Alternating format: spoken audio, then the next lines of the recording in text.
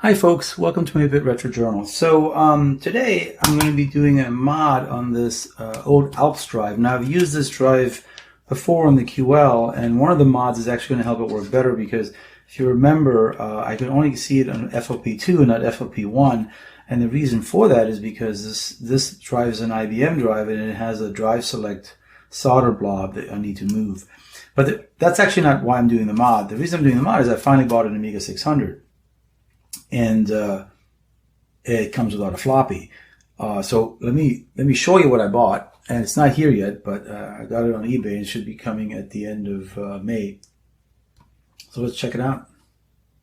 So here is the one, the 600 that I just bought, and so the keys are a little yellowed, so I'll probably get to do some retro brighting.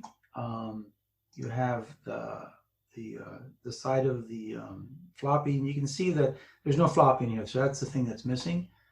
And then this is the back side. I don't see too much rust on there.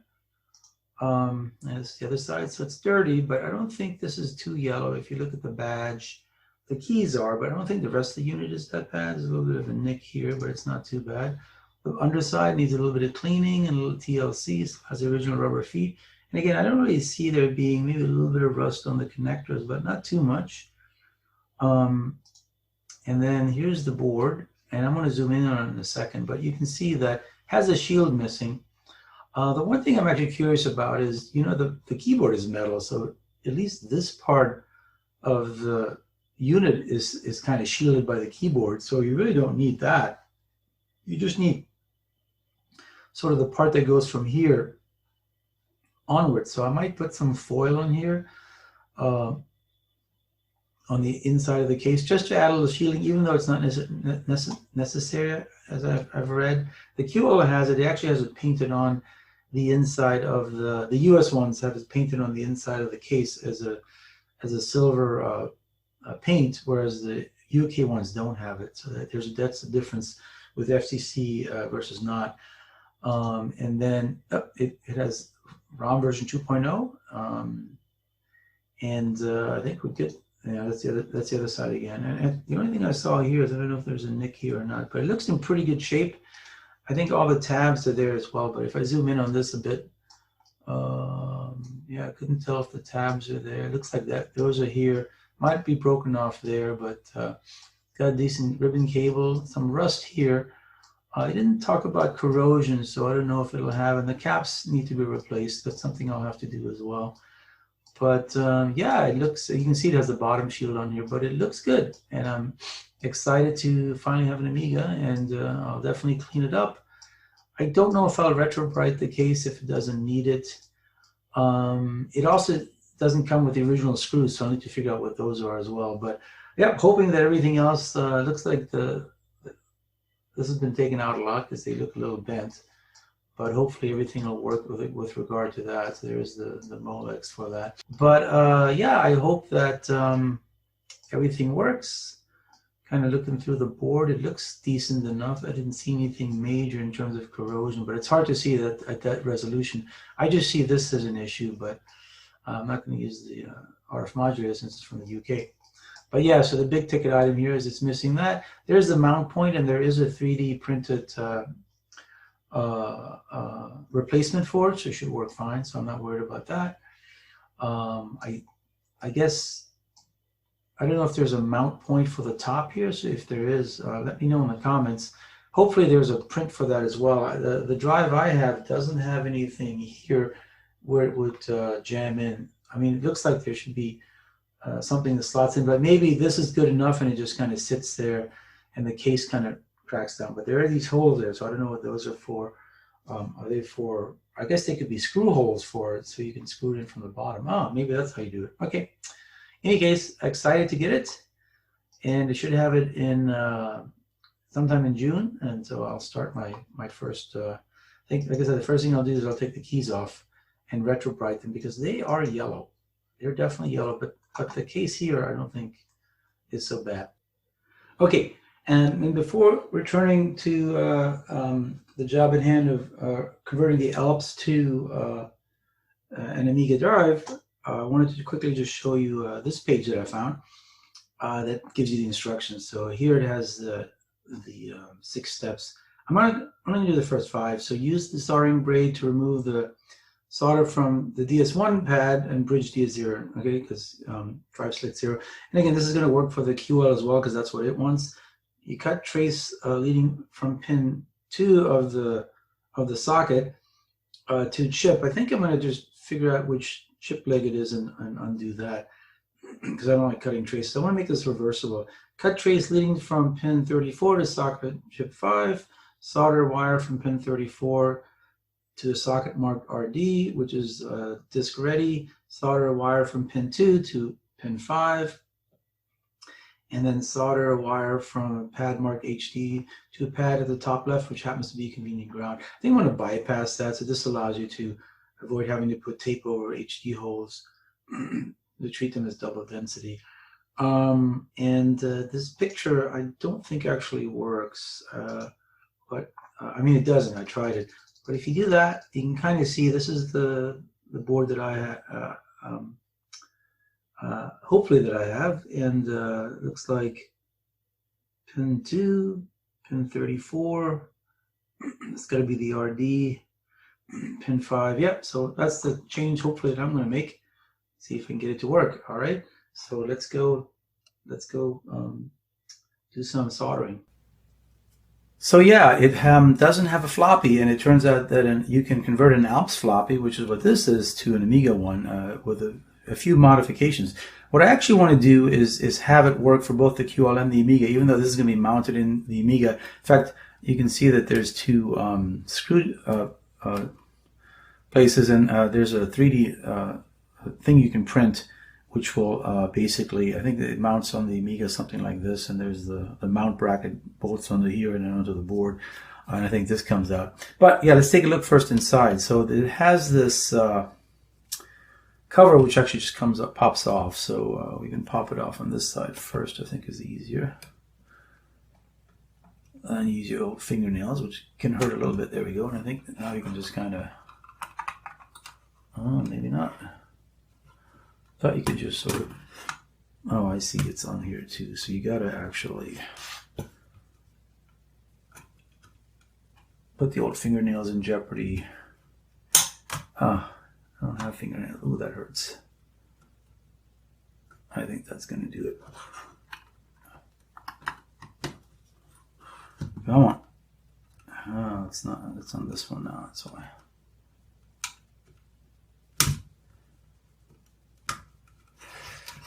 Never works out when you want it to work out. Here we go. Come on. There we go. Now it pops off. Boom. So that's the top of it. And it's very dirty, so I'm going to have to clean it as well. But the bottom actually screws off, so that shouldn't be so bad. All right.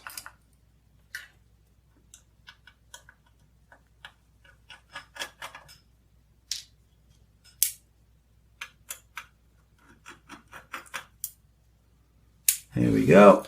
And then this one just comes right out. There we go. Yeah. Also pretty dirty. And so here we have the board. And it's this area. So let me actually zoom in here. Let me get a pointing device. I can just use all right, so the solder blobs are right here. So this is DS1. I got to change it to DS0. And then the other thing you have to change is pin 34 somehow routes to one of these pins right here. And then pin 2 somehow routes to one of these pins. You got to disconnect pin 2 and then route pin 2 to where pin 34 was. And then pin 34 gets routed to, I think, right here, RD, this blob. And that's it. And so that's all I have to do to get it to work on the Amiga. Now it turns out I have this little switch here. Let's zoom in. And so this is a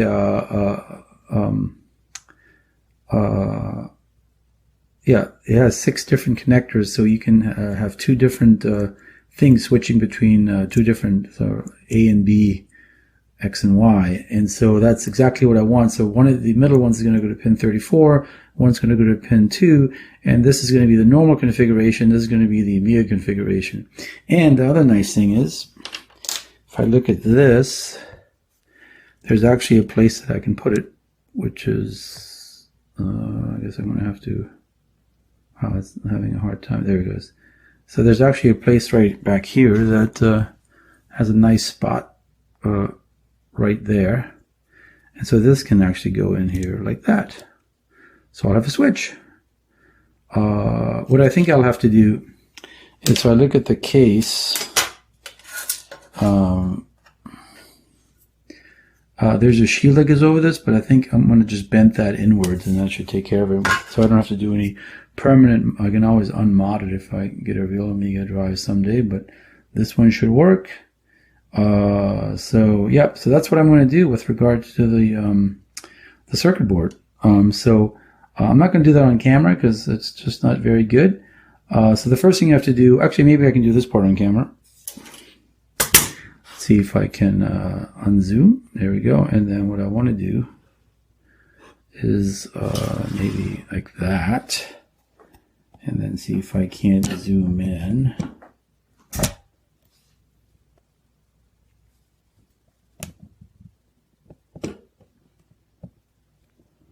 Yeah, that might actually do it. That's as far as it's going to go. But what I want to do is I actually want to see if I can't locate the whichever pin it is on the circuit board. So I'm going to use my multimeter.